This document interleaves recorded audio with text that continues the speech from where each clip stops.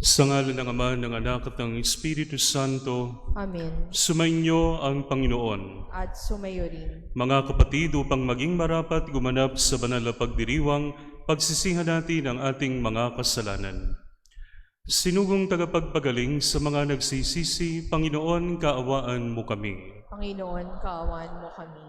Dumating na tagapaganyayang ang mga makasalanay magsisi, Kristo, kaawaan mo kami. Kristo, kaawaan mo kami.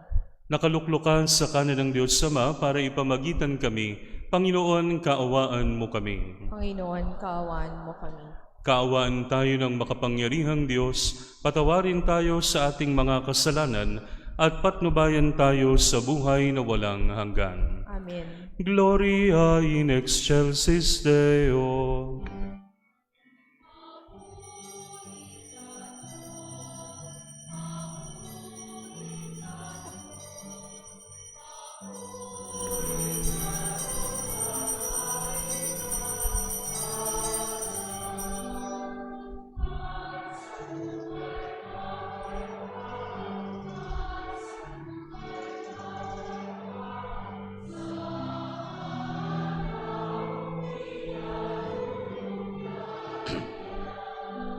Pinupuri ka namin, dinarangal ka namin, sinasamba ka namin, ipinagbubunyi ka namin, pinasasalamatan ka namin. Dahil sa dakila mong angking kapurihan, Panginoong Diyos, Hari ng langit, Diyos amang makapangyarihan sa lahat, Panginoong Hesukristo, bugtong na anak, Panginoong Diyos, Kordero ng Diyos, anak ng Ama.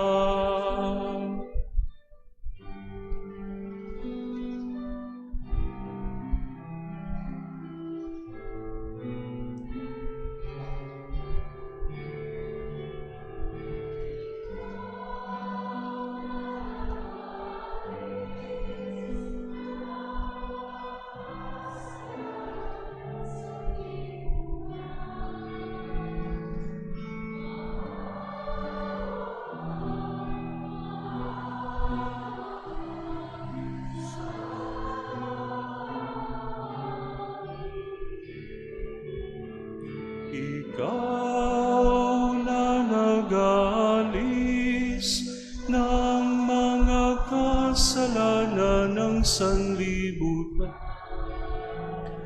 tanggapin mo ang aming kahilingan, tanggapin mo ang aming kahilingan.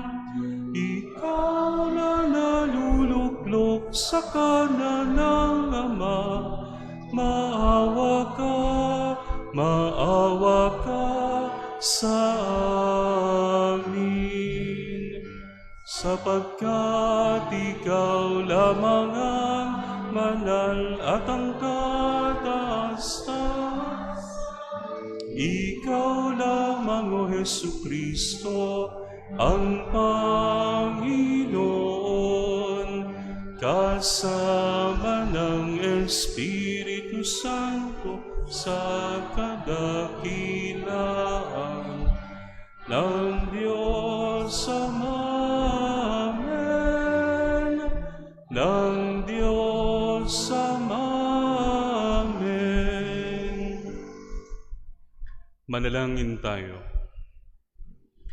Ama naming makapangyarihan, kalugdan mo kami at pagbigyan na magkamit ng kaloob mong karagdagan upang sa maalab naming pananalig, pag-asa at pag-ibig, kami mamalaging tumatalima sa iyong kautusan sa pamamagitan ni Hesukristo kasama ng Espiritu Santo magpasawalang hanggan. Amen.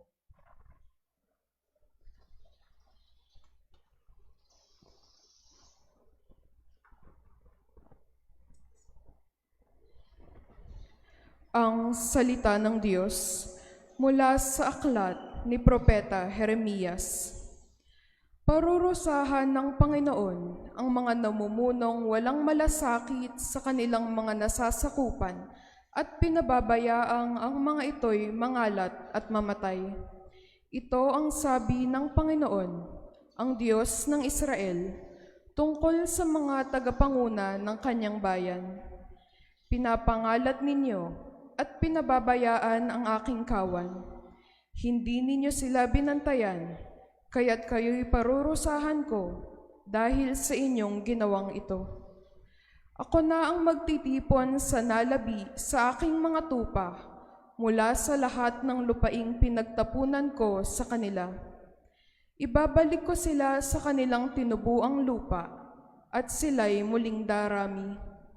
Hihirang ako ng mga pastol na magmamalasakit at mangangalaga sa kanila. Hindi na sila muli pang daranas ng takot at agam-agam at wala nang maliligaw kahit isa.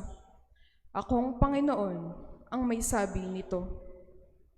Nalalapit na ang araw, sabi ng Panginoon, na pasisibulin ko mula sa lahi ni David ang isang sangang matuwid, isang hari na buong karunungang maghahari. Paiiralin niya sa buong lupain ang batas at katarungan. Magiging matiwasay ang Huda sa panahon ng kanyang pamamahala at ang Israel ay mapayapang mamumuhay. Ito ang pangalang itatawag sa kanya. Ang Panginoon ay matuwid. Ang salita ng Diyos. Salamat sa Diyos.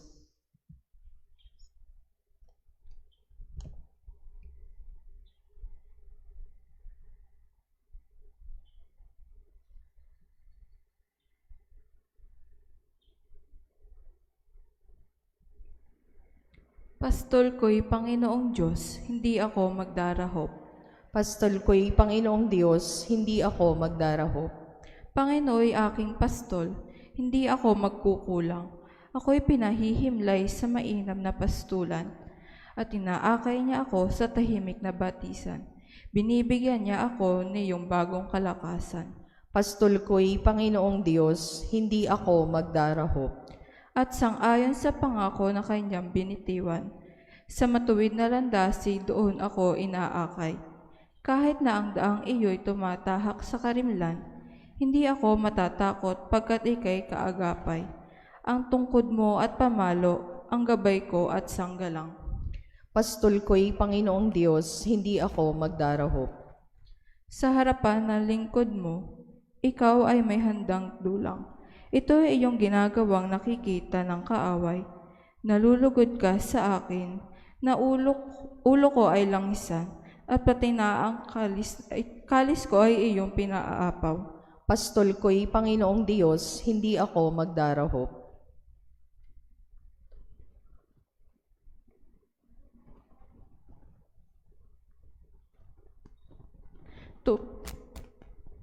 Tunay na ang pag-ibig mo at ang iyong kabutihan.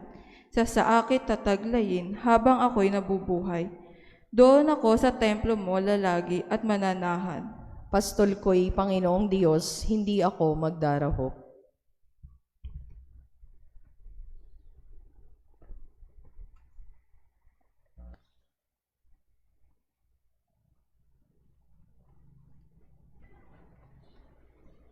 Ang salita ng Diyos mula sa sulat ni Apostol San Pablo sa mga taga-Efeso. Mga kapatid, ngayon, dahil sa inyong pakikipag-isa kay Kristo Jesus, kayong dating nasa malayo ay nailapit na sa pamamagitan ng kanyang kamatayan. Pinagkasundo niya tayo. Kaming mga Hudyo at kayong mga Hintil ay kanyang pinag-isa. Sa pamamagitan ng kanyang katawan, pinawi niya ang alitan na parang pader na naghihiwalay sa atin. Pinawalambisa niya ang kautosang pawang mga utos at tuntunin upang pag-isahin sa kanya ang dalawang bayan at maghari ang kapayapaan. Sa pamamagitan ng kanyang kamatayan sa krus, winakasan niya ang alitan ng dalawang bayan. kapwa pinapanumbalik sa Diyos at pinagbubuklod sa iisang katawan. Naparito si Kristo at ipinangaral sa lahat ang mabuting balita ng kapayapaan sa inyong mga hintil na malayo sa Diyos at sa mga Hudyo na malapit sa Kanya. Dahil kay Kristo, tayo'y kapwa magkalapit sa Ama sa pamamagitan ng Espiritu. Ang salita ng Diyos. Salamat sa Diyos.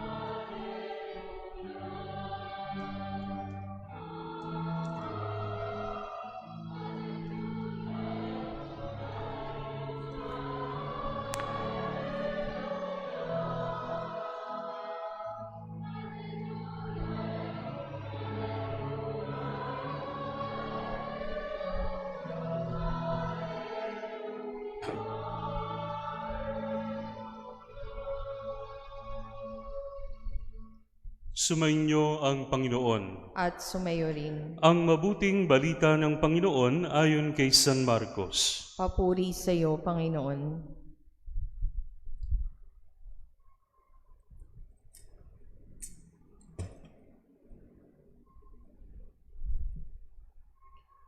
Noong panahong iyon, bumalik kay Jesus ang mga apostol at iniulat ang lahat ng kanilang naisagawa at naituro. Napakaraming taong dumarating at umaalis, ano pat hindi na makuhang kumain ni Jesus at ng kanyang mga alagad. Kaya't sinabi niya sa mga ito, magtungo kayo sa isang ilang na pook upang malayo sa karamihan at makapagpahinga kayo ng kaunti. Umalis silang lula ng bangka at nagpunta sa isang ilang na dako. Ngunit maraming nakakita sa kanilang pag-alis at nakilala sila. Kaya't mula sa lahat ng bayan, ang mga tao'y patakbong tumungo sa dakong pupuntahan ni Jesus at nauna pang dumating doon kaysa kanila. Paglunsad ni Jesus, nakita niya ang napakaraming tao. Nahabag siya sa kanila sapagat para silang mga tupang walang pastol at sila'y tinuruan niya ng maraming bagay. Ang mabuting balita ng Panginoon. Pinupuri ka namin, Panginoong Hesukristo. Sa ngalan ng Ama, ng Anak, at ng Espiritu Santo. Amen. Mga kapatid, sa atin pong mga pagbasa, narinig po natin yung pastol. Pagka may pinapastulan ka, ginagabayan mo. Ano ba ginagawa sa pagpapastol ng kalabaw? Ano ba ginagawa sa pagpapastol ng kambing? Kasi hindi ko sinasabing tupa kasi bihira ang may nag-aalaga ng tupad sa atin. Pero kapag ka pinapastulan mo ang isang hayop, inaakay mo siya papunta sa isang lugar kung saan siya magiging safe, kung saan siya magiging nourished, kung saan siya magiging abundant. At mga kapatid, isa po ang motivation para sa pagiging pastol. Yan po ay yung tinatawag nating concern. Ang sabi sa atin sa unang pagbasa, parurusahan ng Diyos ang walang wala. Yung mga nakatingin na naman kayo sa akin. Parurusahan ng Diyos ang walang malasakit. Makikinig kasi. Oo. Para may malasakit. Okay. So parurusahan ng Diyos ang walang malasakit. Ang isang sukatan ng isang mabuting pastol, dapat may malasakit ka doon sa pinapastulan mo. Kaya nga po mga kapatid, mayroon pong 3 uri ng pastol na nais kong pagtuunan ng pansin ngayong gabi. Una, sino ang nag-iisang mabuting pastol? Si Jesus. Ang sabi ng ating Panginoon, I am the good shepherd. Ako ang mabuting pastol. At yun pong ating salmong tugunan, ay yung atin pong Psalm 22, "The Lord is my shepherd, I shall not want." Mga kapatid, to make the long story short, napakaraming kayamanan ng Biblia, ng tradisyon ng simbahan, ng turo ng ating Panginoon. Pero kung hindi natin siya hahayaang pastulan tayo, hindi ito makapagdudulot ng mabuti sa atin. Alam niyo po mga kapatid, marami kayong makikitang image ng Good Shepherd. Yung iba, karga-karga yung tupa sa balikat. Yung iba, kargang parang bata yung tupa. Pero meron akong isang gustong image ng Good Shepherd. Hanapin niyo po yun sa internet. Yung Good Shepherd, si Jesus, kumakatok sa isang pintuan. Pero yung pintuan, walang doorknob sa labas. Mabubuksan mo lang yung pinto pag nasa loob ka. So mga kapatid, ipinapakita nung illustration na iyon na kung gusto nating pastulan tayo ng ating Panginoon, we should open our hearts. Hindi tayo pwedeng pilitin ng Panginoon. Tandaan niyo po iyan. Even Satan cannot force us. God cannot force us because we have our freedom. Pero gusto ng Panginoon, mga kapatid, na malaya tayong magpagabay sa Kanya. Mararanasan lang natin ang epekto ng pagiging mabuting pastol ng Panginoon kung bubuksan natin sa Kanya ang ating mga puso. Pangalawa, mga kapatid, sa atin pong mga parokya, meron po tayong shepherd. Sa bawat parokya, may shepherd. At yan po yung kura paroko. Ang sabi po ni Bishop Fulton Sheen, gusto niyo bang magkaroon ng banal na pari? Gusto niyo ba akong maging banal? Ayaw niyo ba akong maging buwiset? Sagot naman, Diyos ko naman. Of course. And every one of us wants to be holy for the church and for Jesus. Pero mga kapatid, ang sabi po ni Bishop Fulton Sheen, Venerable Fulton Sheen, if you want a holy priest, be holy yourselves, so that your priest will in turn be motivated. Ano po yung ibig sabihin nun? Narinig niyo na po yung kasabihang, it takes two to tango. It takes two to tango. Hindi ka pwedeng magsayaw ng tango nang nag-iisa ka. Baliw ka kapag ginawa mo yun. Kailangan dalawa kayo. So sa isang parokya, nagtutulungan ang kura paroko at ang mga parishioners. Ginagabayan ng kura paroko ang mga parishioners naman tinutulungan si Father para maging banal. Paano po yan, mga kapatid? I will give you a very light example.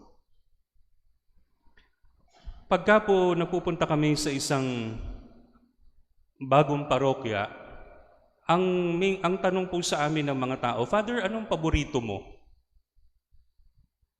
Nung na-assign po ako sa Hagunoy, sinabi ko, suwahe po. Alam niyo ba yung suwahe? Yung hipo na maliliit. Sabi ko, gusto ko po ng suwahe. Nalaman na ngayon ng mga tao na gusto ko ng suwahe. Lahat ng puntahan kong bahay, suwahe. Iba't ibang luto ng suwahe. Mga 2 linggo pa lang ang nakakaraan, nahihilo na ako. If you want your priest to be, kung gusto niyo ng pari na magtatagal sa parokya ninyo, huwag niyong papatayin at tatanungin ninyo kung ano gusto. At ibibigay niyo lahat ng gusto. Tandaan po natin, magagabayan tayo. And that is a very light example. Ilan sa mga pari ngayon ang namamatay ng maaga? Ilan sa mga kapatid kong pari ang kasing lapad ng refrigerator? I'm not joking. Totoo. Sino may kasalanan? Kasi hinainan nyo ng paborito. Tandaan niyo po mga kapatid, kahit 10 taon kami sa seminaryo, mahigit 10 taon, at sabihin yung may formation kami, we are still human. Meron din kaming kahinaan. At kapag ka si Father mahina ang kanyang resistance o mahina ang kanyang self-control sa matamis, wag mo nang bibigyan ng leche flan, wag mo nang bibigyan ng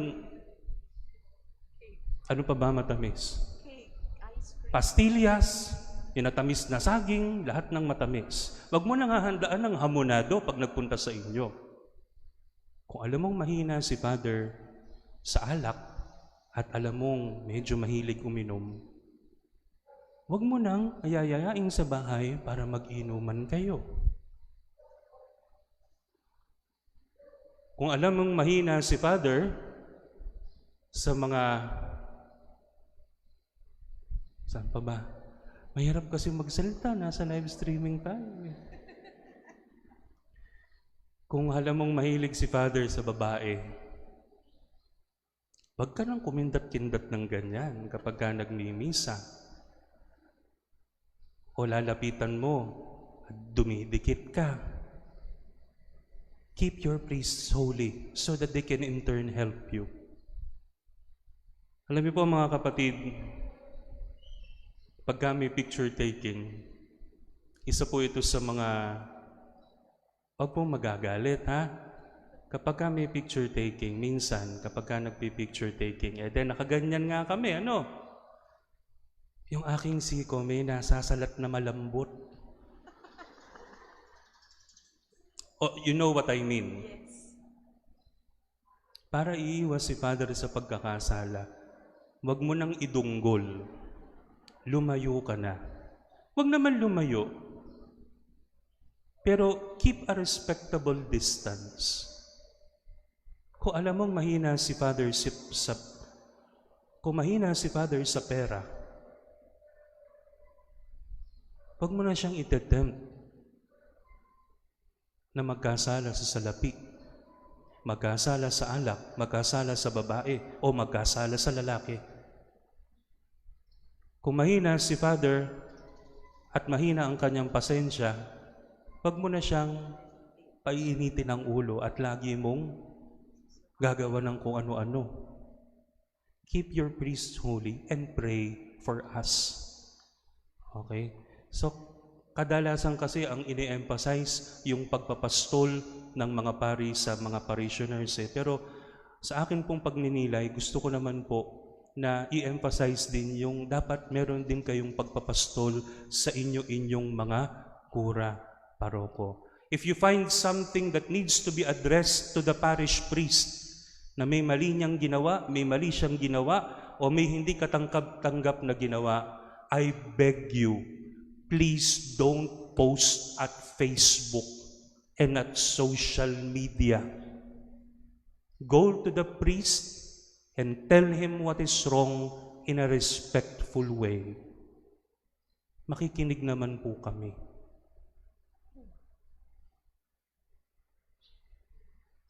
Pangatlo, ang pagpapastol natin sa bawat isa. Meron pong kanta na ginawa si Father Hontiveros, isang Jesuita, na lagi natin kinakanta kapag tayo nagsisimba. Pag walang ibang kanta, yun ang kinakanta natin. Walang sino man ang nabubuhay para sa sarili lamang. Ang pagpapastol natin sa bawat isa ay yung pagpapahayag natin ng concern sa bawat isa. Para sa atin pong mga Kristiyano, hindi uso yung bahala ka sa buhay mo. Father, paano yun? Okay po, ganito po iyan. May sinabi po si Propeta Isaías, si Prophet Isaiah. Ang sabi niya, kapag ka nakita mo na ang iyong kapatid ay mapapahamak at gumagawa ng mali, at sinabihan mo siya sa kanyang pagkakamali, pag nakinig siya, mabuti para sa kanya, at ginawa mo ang iyong tungkulin. Pero kapag ka nakita mo yung iyong kapatid na mapapahamak at gumagawa ng mali, at hindi mo sinabihan, at hindi mo nilapitan, at hindi mo kinausap, you will be held liable kapag ka yung kapatid mong iyan ay nagkasala at bumaksak. Yun po yung ating shepherding sa bawat isa. Father, sinong isa-shepherd ko? For the parents, you shepherd your children. For the children, you shepherd your parents. Sa mga nagtatrabaho sa opisina, you shepherd each other. We shepherd each other. Paano natin malalaman na meron pong nangyayaring shepherding? Sa ating pong unang pagbasa, may 3 tanda. Ang unang tanda, may pag-unlad, may progress. Pangalawa, may kapayapaan. At pangatlo, may pagpapanumbalik sa Diyos. Kapag nakita natin yung mga bagay na iyan na nangyayari sa ating kapatid dahil sa ginagawa nating pagpapastol, pagpapaalala, pagmamalasakit, we are doing our duty as shepherds to each other. Mga kapatid, sana po sa atin pong pagpapatuloy ng banal na misa, mapag-isipan natin kung paano natin papastulan ang bawat isa. Ang maging halimbawa nawa natin ay ang mabuting pastol, ang nag-iisang pastol, ang ating Panginoong Hesukristo. Amen. Sa ngalan ng Ama, ng Anak at ng Espiritu Santo. Amen. Ipahayag natin ang ating pananampalataya. Sumasampalataya ako Sa Diyos amang makapangyarihan sa lahat, na may gawa ng langit at lupa. Sumasampalataya ako kay Hesukristo, iisang anak ng Diyos, Panginoon nating lahat. Nagkatawang tao siya lalang ng Espiritu Santo, ipinanganak ni Santa Mariang Birhen, pinagpakasakit ni Poncio Pilato, ipinako sa krus, namatay nilibing, nanaog sa kinaroroonan ng mga yumao, nang may 3 araw na buhay na maguli, umakyat sa langit, naluluklok sa kanan ng Diyos amang makapangyarihan sa lahat. Doon magmumula ang paririto at huhukom sa nangabubuhay at nangamatay na tao. Sumasampalataya naman ako sa Diyos Espiritu Santo, sa banal na simbahang katolika, sa kasamahan ng mga banal, sa kapatawaran ng mga kasalanan, sa pagkabuhay na muli ng namatay na tao at sa buhay na walang hanggan. Amen. Mga kapatid, inaakay tayo ni Jesus na lumuhog sa amang pinagmulan ng lahat ng mabuti. Kaya't pakumbaba nating idalangin, pastulan mo ang iyong bayan o Panginoon. Pastulan mo ang iyong bayan, O Panginoon. Ang ating mga obispo at mga pari, naway patuloy na magtalaga ng sarili sa buhay pananalangin at sa pagpapahayag ng Ebanghelyo ni Kristo. Manalangin tayo sa Panginoon. Pastulan mo ang iyong bayan, O Panginoon. Ang mga nabibigatan sa mga pasanin sa buhay, naway makatagpo ng kapanatagan sa mabuting balita. Manalangin tayo sa Panginoon. Pastulan mo ang iyong bayan, O Panginoon. Ang mga may sakit, naway manumbalik ang kalusugan upang muling makapaglingkod kay Kristo. Manalangin tayo sa Panginoon. Pastulan mo ang iyong bayan, O Panginoon. Tayong mga natitipon ngayon, makapanindigan nawa sa kabanalan ng sakramento ng pag-iisang dibdib. Manalangin tayo sa Panginoon. Pastulan mo ang iyong bayan, O Panginoon. Ang mga tapat na yumao, naway tanggapin sa tahanan ng mabuting pastol. Manalangin tayo sa Panginoon. Pastulan mo ang iyong bayan, O Panginoon.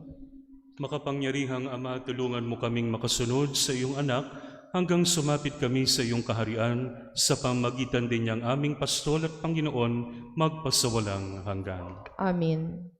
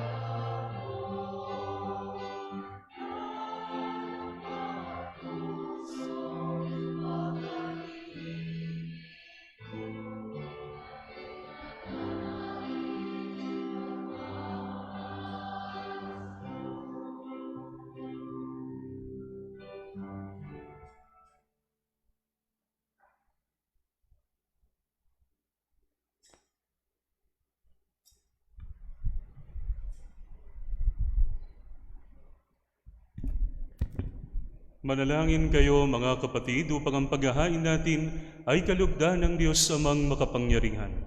Tanggapin nawa ng Panginoon itong paghain sa iyong mga kamay, sa kapurihan niya at karangalan sa ating kapakinabangan at sa buong sambayanan niyang banal. Ama naming lumikha, lahat ng iyong mga paghahaing ipinag-utos noong araw ay iyong pinagtibay sa isang haing hantungan ng lahat. Tanggapin ang ginaganap ngayon ng iyong mga lingkod at basbasan mo ito ng kabanalang gaya ng iyong kaloob sa mga alay ni Abel na lubha mong ikinalugod, upang ang mga handog ng bawat isang nagbigay para sambahin ang banal mong ngalan ay magkamit ng karagdagan mong kasiyahan. Sa pamamagitan ni Hesukristo kasama ng Espiritu Santo, magpasawalang hanggan. Amen. Sumainyo ang Panginoon. At sumayo rin. Itaas sa Diyos ang inyong puso at diwa. Itinaas na namin sa Panginoon. Pasalamatan natin ang Panginoong ating Diyos. Marapat na siya ay pasalamatan. Ama naming makapangyarihan, tunay ngang marapat na ikaw ay aming pasalamatan sa pamamagitan ni Hesukristo na aming Panginoon. Lubhang nabagabag ang kanyang loob sa pagkakamali ng tao sa sansinukob, kaya't minabuti niyang siya ipanganak ng birheng bukod mong pinagpala sa babaing lahat. Sa labi ng imbing kamatayan kami ay inagaw ng namatay mong anak. Sa pagkabuhay niya kami kanyang binuhay upang kaugnayan namin sa iyo ay huwag magwakas. Kaya kaisa ng mga anghel na nagsisiawit ng papuri sa iyo nang walang humpay sa kalangitan, kami nagbubunyi sa iyong kadakilaan.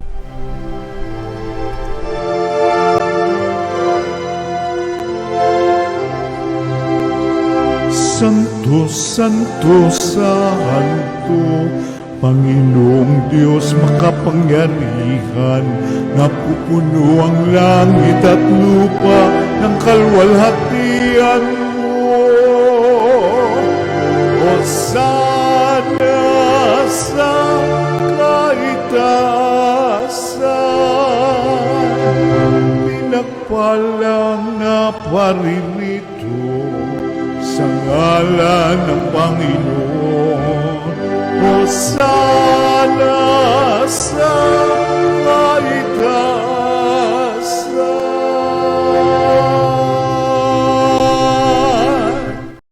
Ama naming banal, ikaw ang bukal ng kanang kabanalan, kaya't sa pamamagitan ng iyong Espiritu, gawin mong banal ang mga kaloob na ito, upang para sa aming maging katawan at dugo ng aming Panginoong Hesukristo. Bago niya pinagtiis ang kusang loob na maging handog, hinawakan niya ang tinapay, pinasalamatan kanya, pinaghati-hati niya iyon. Iniabot sa kanyang mga alagad at sinabi, "Tanggapin ninyong lahat ito at kanin. Ito ang aking katawan na ihahandog para sa inyo."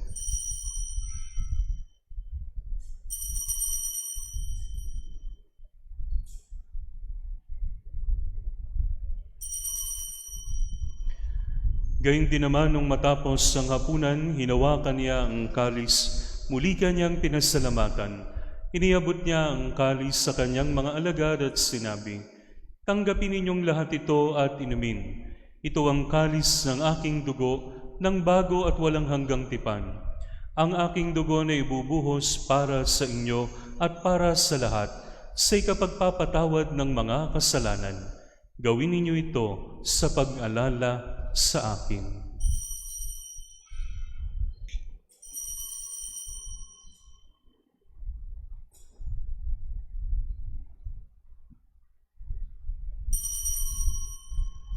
Ipagbunyi natin ang misteryo ng pananampalataya.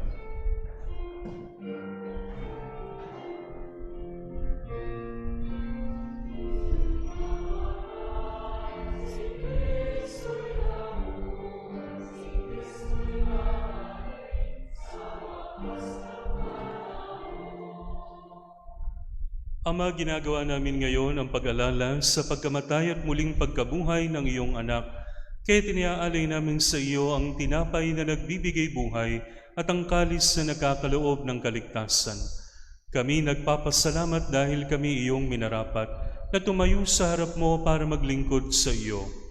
Isinasamo namin kaming magsasalo-salo sa katawan at dugo ni Kristo ay mabuklod sa pagkakaisa sa pamamagitan ng Espiritu Santo. Amalingapin mo ang iyong simbahang laganap sa buong daigdig. Puspusin mo kami sa pag-ibig kaysa ni Francisco na aming Papa, ni Dennis na aming Obispo at ng Tanang Kaparian.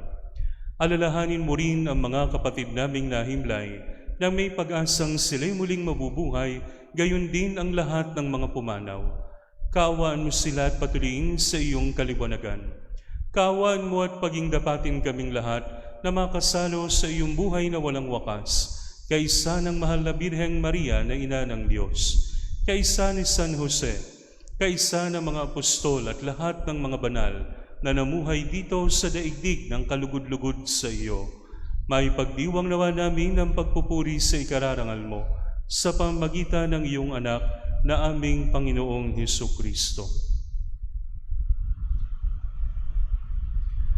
Sa pamamagitan ni Kristo, kasama niya at sa Kaniya, ang lahat ng parangal at papuri ay sa iyo, Diyos Amang makapangyarihan, kasama ng Espiritu Santo, magpasawalang hanggan.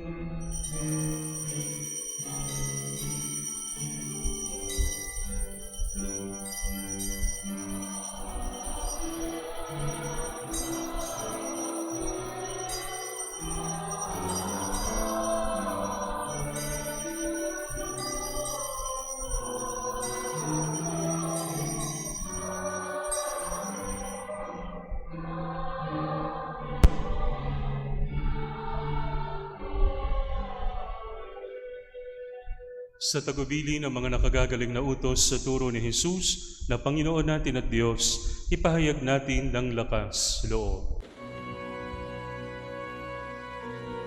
Ama namin, sumasalangit ka,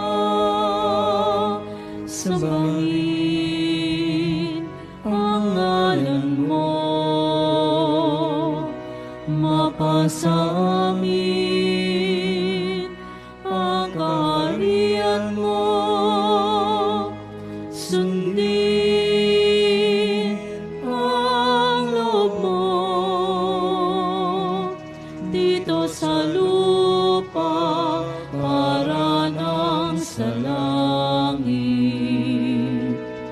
Bigyan mo kami ngayon ang aming kakanin sa araw-araw, at patawarin mo kami sa aming mga sala, para ng pagpapatawad namin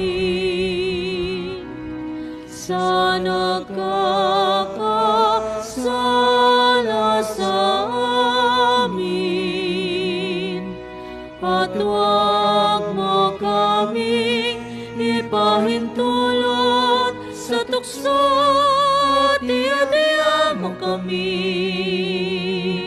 sa lahat ng masama. Hinihiling namin kami iadya sa lahat ng masama, pagkalooban ng kapayapaan araw-araw, iligtas sa kasalanan at ilayo sa lahat ng kapahamakan, samantalang aming pinananabikan ng dakilang araw ng pagpapahayag ng tagapagligtas naming si Jesucristo.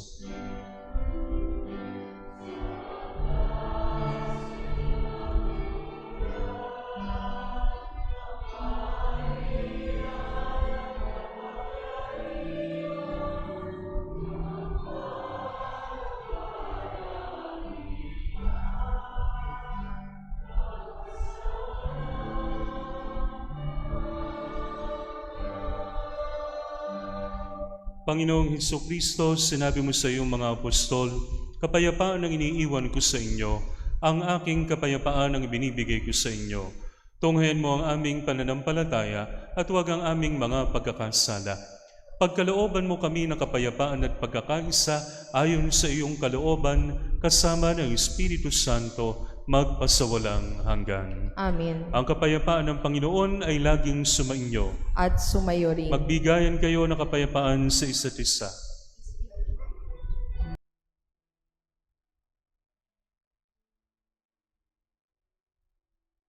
Kordero ng Diyos na nag-aalis ng mga kasalanan ng sanlibutan, maawa ka sa amin. Kordero ng Diyos na nag-aalis ng mga kasalanan ng sanlibutan, maawa ka sa amin. Kordero ng Diyos na nag-aalis ng mga kasalanan ng sanlibutan, ipagkaloob mo sa amin ang kapayapaan.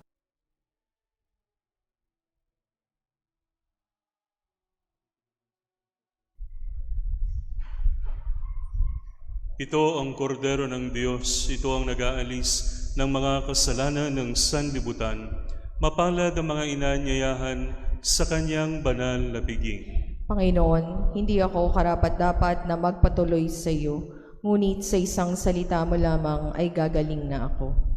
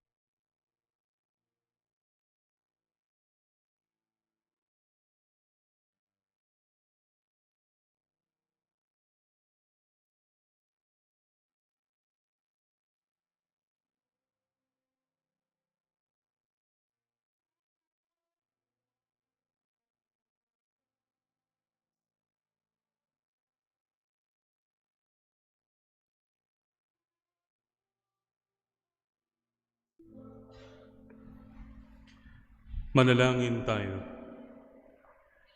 Ama naming mapagmahal, manatili kang kapiling ng iyong sambayanan na ngayon pinapakinabang mo sa iyong sariling buhay. At gawin mong kami pasulong na makahakbang mula sa dati naming pagkamakasalanan patungo sa pagbabagong nagdudulot ng iyong kabutihan sa pamamagitan ni Hesukristo kasama ng Espiritu Santo magpasawalang hanggan. Amen. Sumainyo ang Panginoon. At sumayo rin. At pagpalain kayo ng makapangyarihang Diyos Ama, Anak at Espiritu Santo, Amen. na ialay ng banal na misa, humayo kayong taglay ang kapayapaan ni Kristo. Salamat sa Diyos.